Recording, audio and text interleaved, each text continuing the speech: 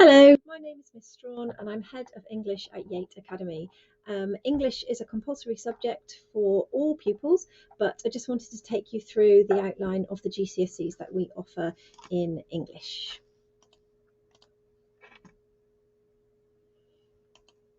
So we teach two GCSEs compared to other subjects where they only teach one, we go for two. We've got English Language GCSE and English Literature GCSE. And I just want to make the point that they are examined separately and then you get totally separate results from them.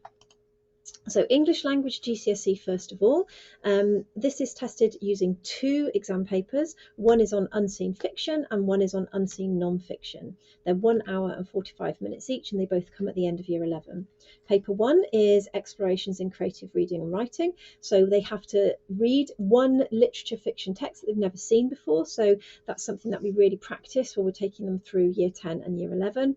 And then the second section is a section that most pupils enjoy, which is where they get to do their own piece of descriptive or narrative writing.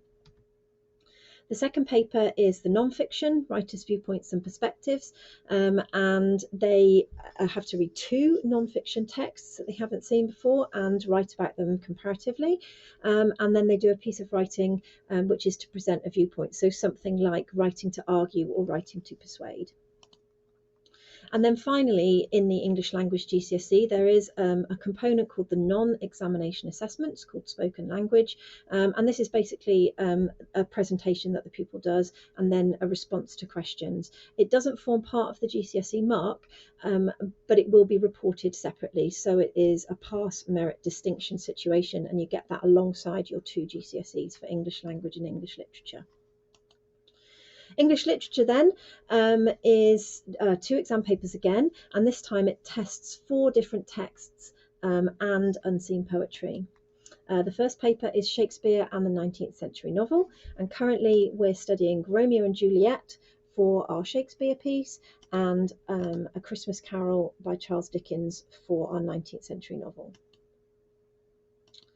The second paper is Modern Text and Poetry, and for this we study the play And in Spectacles by J.B. Priestley, which most pupils really enjoy. And then we also have to do a section based on poetry, and we look at the AQA Love and Relationships Poetry. Finally, on this section, there is a last question which asks pupils to analyse 2 short unseen poems. So we really practice that skill of tackling poetry that you haven't seen before.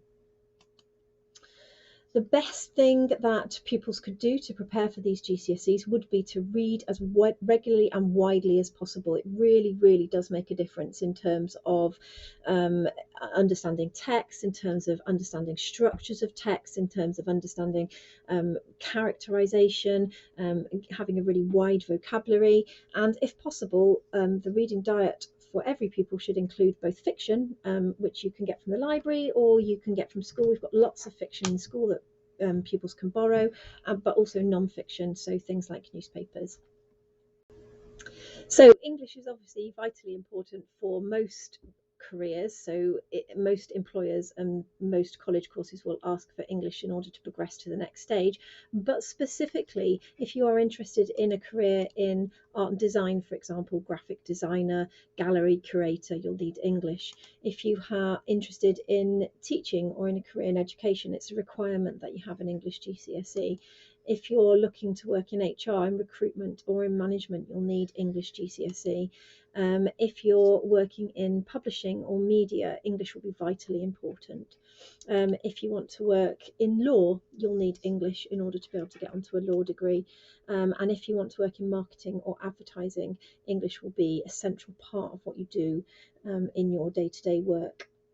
We're really proud of the work that we do at Yate Academy in the English department. We get really good results and we work really well with our pupils to ensure that they have the best possible opportunities to get both their English language and English literature GCSEs. Thank you very much. Bye.